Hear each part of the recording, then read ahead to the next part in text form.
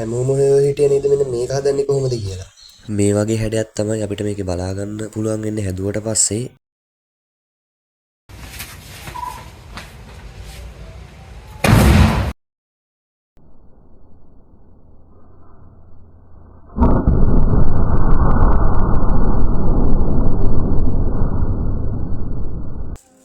අපිට මේක හදන්න කාබයිට් ඕන වෙනවා.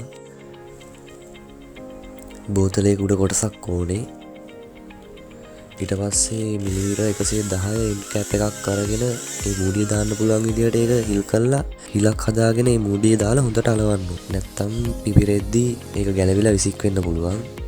මේ පේන විදිහට මූඩිය දාලා වහන්න පුළුවන් විදිහට හයියට හදාගන්න. ඊට පස්සේ අපිට මේ විදිහේ සම්බන්ධකයක් ඕන වෙනවා යට බටේ උඩ බටේ සම්බන්ධ කරගන්න. මේවා සම්බන්ධ කරද්දී හොඳට එස්ලෝන් ගම් දාලා අලවන්න ඕනේ. ආයි ගැලවෙන්නේ නැති වෙන්න. මොකද පිපිරෙද්දී විසික් වෙන්න ඉඩ තියෙනවා ගැලවිලා. සමහර වෙලාවට දෙකක් තුනක් පත්තු කරද්දී බටේ රත් වෙනවා. ලොකුවට රත් වෙන්නේ නැහැ. ඒත් මම මේ පේන විදිහට ආධාරකයක් සම්බන්ධ කරගත්ත මේක අතට අරගන්න ලේසි වෙන්න. මේ විදිහට බටේ තියාගන්නත් ආධාරකයක් මම හදාගත්තා. ඒක ලී වලින් හැදුවේ. ඒක අත්‍යවශ්‍යම නැහැ. ඒක මම පහසුවට හදාගත්තා. දැන් අපේ මූලික කොටස අපිට මේ විදිහට බලා ගන්න පුළුවන්. දැන් අපිට ඊළඟට මේක පත්තු කරන්න පුළුවන් වෙන්න මේක ඉලෙක්ට්‍රික් පාර්ට් එක අපි හදා ගන්න ඕනේ.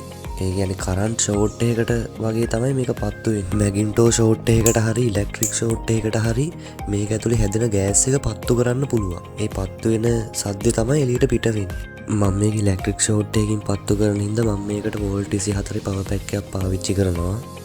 මම මේ වීඩියෝ එකේ පේන විදිහට මූඩියක් හීල් කරලා ඒකට යකඩ බටයක් දාලා අලවලා ඒකට වයර් එකක් සෙට් කරගෙන තියෙනවා කරන්ට් ලයින් එකක් දෙන්න පුළුවන් වෙන්න. අපිට මූඩිය සමහරලාට අරින්න වහන්න වෙන හින්දා මම මේකට පොඩි වයර් කෑල්ලක් අමුණ ගන්නවා අපිට ගලවන්න හයි කරන්න පුළුවන් විදිහට. ඊට පස්සේ පවර් පැක් එකෙන් එන වයර් දෙකෙන් එක වයර් එකක් යකඩ බටේටයි අනිත් වයර් එක යකඩ කූරකටයි මම සෙට් කරගෙන තියෙනවා ෂෝට් කරන්න පුළුවන් වෙන්න. සේෆ්ටියට මම මේකට දිග යකඩ කූරක් පාවිච්චි කරා. දැන් අපිට මේ බෝතල් මූඩිය මේ බටේට සම්බන්ධ කරගන්න පුළුවන්.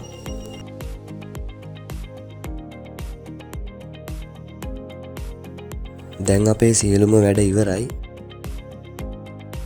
මේක පත්තු කරද්දි කාබයිට් ලොකු කැට දාන්නේ නෑ. මං අඟල් භාගේ වගේ පොඩි කෑලි කඩාගත්තා. මොකද අපි මේක හදන්න ගන්න බටවල ප්‍රමාණයට අපි දාන කාබයිට් ප්‍රමාණය තීරණය වෙනවා.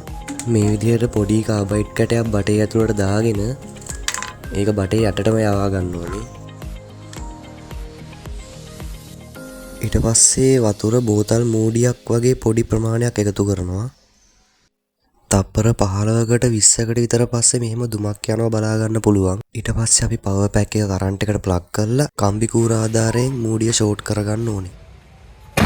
ඉතින් ඇත්තටම මේක පුපුරද්දි මේ වගේ ගින්දර ප්‍රමාණයක් එළියට විහිදිලා යනවා අපිට බලන්න පුළුවන්. මේක ඉතින් බොහොම සේෆ්ටි කරන්න ඕන වැඩක්.